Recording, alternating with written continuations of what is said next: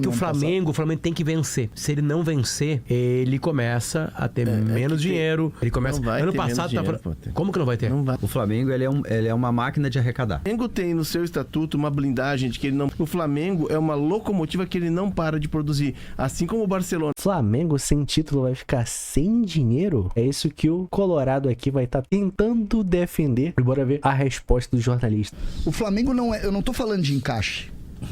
É essa a diferença. O que me assustou. Sim. E eu tô falando na derrota. Eu entendi. Entendeu? Não é assim, o time, como é que é? Deu liga. Não tem nada disso. O primeiro de um e o terceiro e quarto de outro. Mas não é assim, o time deu liga, o time encaixou. Não é isso que eu tô falando. Eu tô falando o seguinte, é uma estrutura que te empurra, Pedro. César, ela te empurra. Mas o futebol, ele é o esporte onde esse time tá muito menor que o Grêmio. E perde. E pode ter os mesmos resultados que o Grêmio nos últimos anos. O ano passado não ganhou. O Flamengo perdeu pro Juventude, gente. Não teve. Perdeu pro Fortaleza. O Flamengo, em 2023 e 2024, tem um campeonato carioca. Não, eu não tenho dúvida, só que ele sempre esteve mais perto do que o Grêmio nas coisas. Apesar do Grêmio ter chegado na frente do Flamengo no ano passado na Campeonato Brasileiro. Na Copa do Brasil, por exemplo, o Flamengo passa pelo Grêmio e perde a final pro São Paulo. Beleza. Tu te lembra do jeito que o Grêmio, que o Flamengo passou pelo Grêmio? É que o Flamengo tem que vencer. Se ele não vencer, ele começa a ter menos dinheiro. Ele começa. Ano passado como que não vai ter? Não vai ter menos. Por que o Barcelona quebrou? Porque o Barcelona quebrou porque teve. Quem é que arrecadava mais, o Barcelona ou o Flamengo? O Barcelona quebrou porque teve muito desvio, porque teve muitos erros de gestão, contratações equivocadas. O Flamengo não vai ter isso? Porque o Flamengo, a gente já discutiu isso aqui, mas e não garante, o Barcelona também tinha a mesma regra. O Flamengo tem uma mudança. O Barcelona também. Tá, então tá. O cara tem uma posturazinha de pedante, de dono da razão, né? Mas aqui existe... É que não adianta me argumentar contigo. A gente já discutiu isso, a gente sempre volta nesse mesmo ponto. E eu continuo achando que eu tenho razão. No Flamengo...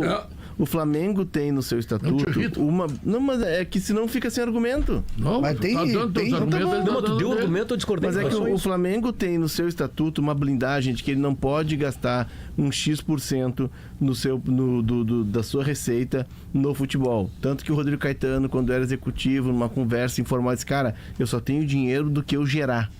E aí vai vendendo. O Flamengo vende muito jogador. O Vitor Hugo foi agora para o Southampton e veio o Alcaraz. O Vitor Hugo foi parte desse investimento. O Flamengo tem também nessa mudança do estatuto de 2015, algo que, se o dirigente cometeu irregularidade, se ele se apropriou do dinheiro do clube, se ele fez uma gestão temerária, ele sofre punições internas que o afastam do clube por 10 anos e ele responde judicialmente. Então o Flamengo se blindou disso. E o Flamengo, só terminar, o Flamengo é uma locomotiva que ele não para de produzir, assim como o Barcelona, que teve desmandos, que teve equívocos, que teve erros, mas quando tu vai no Barcelona e tu vê a loja segunda de manhã vendendo, na quinta de noite vendendo. E aí é um clube que ele se mantém. Mesmo sendo um gigante que está passando por alguma dificuldade, ele se mantém. E o Barcelona, na minha opinião, César, ele é até mais saudável financeiramente hoje, embora o Barcelona trabalhe numa outra esfera de dinheiro, do que o Barcelona. Essa máquina não para de produzir dinheiro. A vírgula que eu faço, o asterisco ali que eu faço dessa questão do Flamengo é a seguinte: o Flamengo ele é uma máquina de arrecadar. Então ele vai lá, gasta 50 milhões de Luiz Araújo, e se não der certo, gasta mais 30, e ele continua com um superávit. É um clube superavitário, porque ele arrecada 1.300 bi.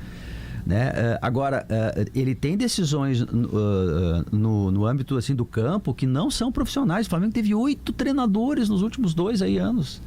Sabe, bons treinadores, teve o Tom Hahn, teve o Paulo Souza, teve o Dorival, teve o Tite, e nenhum serve, porque o Flamengo entrou numa vida. Isso não é profissionalismo, né? Tu trocar de treinador, como quem troca de bermuda, não dá projeto. Porque o Flamengo entrou. Deve ser caro mandar esses caras mas como ele tem muito dinheiro, não tem problema. Eu só quero um contrato. O Flamengo entrou numa vida que é o seguinte, que é o que disse o Potter. O Juca Kfouri fez uma coluna muito boa, que ele disse o seguinte, ele fez uma pergunta: quando é que uma derrota do Flamengo não vai ser chamada de vexame? Porque o Flamengo, ele lida com o mundo como o seguinte, ele tá tão acima que ele tem que ganhar sempre. Se ele perder um jogo, nossa, crise, nada, imagina. Né? Não, pois é, porque o futebol é assim, né? Nunca na história do futebol mundial, então ele não pode, talvez não ganhe sempre. O time ficou ganhando dinheiro todos os anos. Nunca, nem o maior clube da história, chamado Real Madrid. Isso é utópico, é absolutamente utópico. Arrecada porque vem ganhando. Se parar de ganhar, arrecada menos. Diz mais tempo, assim. Tipo, ano passado não ganhou. Mas o Potter, ele arrecada... Ele arrecada porque eles estão numa grande fase. O São Paulo era o time mais... Tu acabou de contar semana passada aqui. Fui pro São Paulo, conheci o São Paulo. O São Paulo é um exemplo, é incrível. Vai ser imbatível, tricampeão brasileiro, campeão do mundo da América 2 vezes na mesma década. Ninguém vai quebrar. Só nós pensávamos naquela época, quem é que vai arrebentar o São Paulo?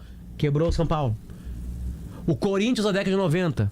O Corinthians, meu Deus do céu, é Gamarra, Rincon, é não sei o que, blá blá blá. Aí chegou a Hicks Mills e não sei o que, junto. Lota o Morumbi, lota o Pacaembu, blá blá blá.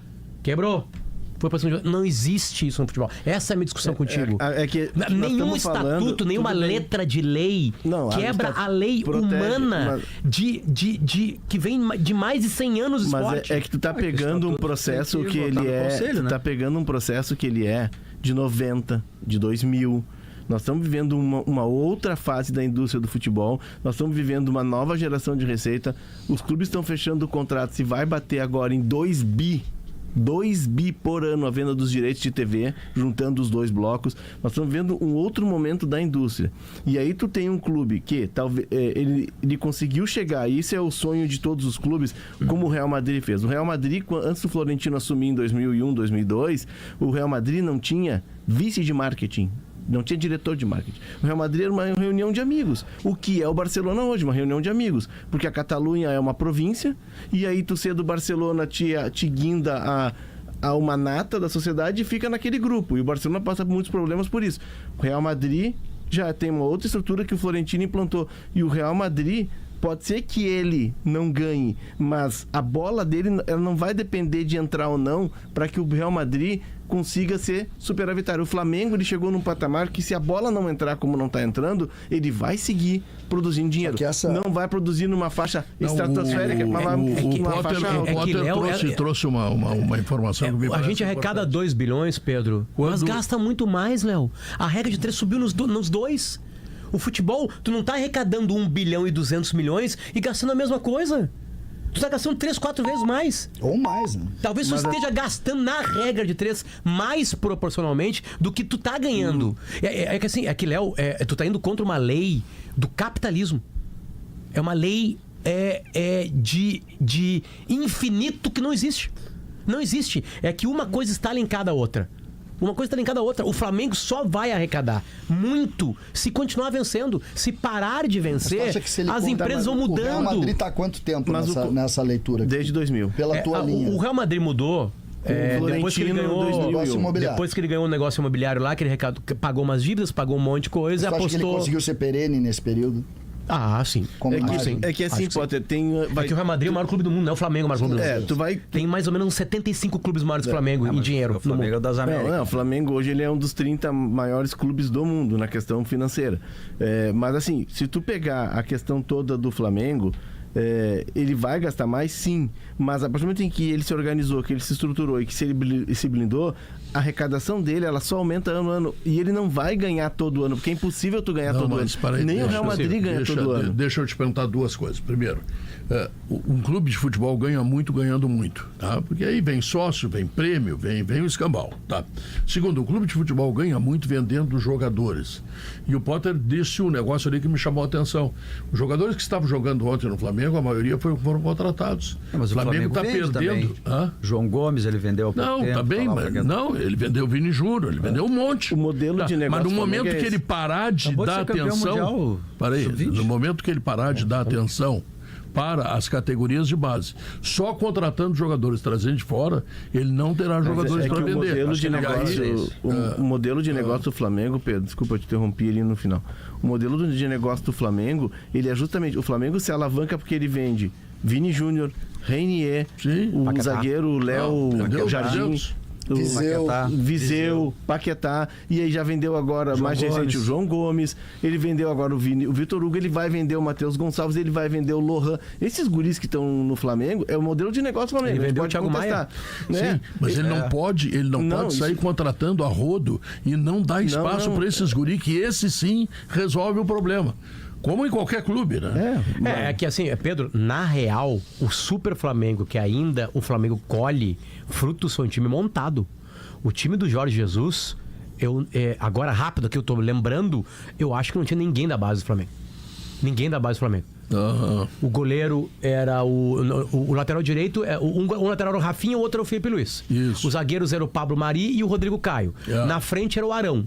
Na frente dele tinha o Gerson. Começou no Fluminense. Gerson, o super time tinha o Gerson, né? Depois tinha o quarteto. Gerson. Aí o quarteto de ataque não era do Flamengo. E aí ele ganhou. Mas ele ganhou. No banco tava o Vini. O jornalista aqui, o Luciano Potter, para justificar que o time que ganha mais é o time que tá em grande fase, cita como exemplo o São Paulo, Corinthians dos anos 2000. São Paulo até entendo, porque era referência financeiramente na época. Mas eu não entendi muito bem o exemplo do Corinthians. O Corinthians ganhava muito bem pela grande fase que vivia, mas ele era toda essa referência na gestão. Eu acredito que o Flamengo, mesmo sem ganhar títulos, no pior dos casos, vai continuar arrecadando bastante. Mas não acho que seria nada tão substancial como ele parece querer colocar. Como outro próprio jornalista falou, o Flamengo é um dos 30 maiores clubes financeiramente falando do mundo. A receita que o Flamengo ganha não é toda baseada nos títulos, mas é inegável que, com a grande fase, ajuda a barganhar por contratos melhores. Mas o ponto que eu acho interessante e que eles não abordaram é que o Corinthians, clube que muitos jornalistas colocam como um clube com grande potencial financeiro, nesses últimos anos vem oscilando muito, disputando alguns títulos aos trancos e barrancos, com 2 bilhões de dívida,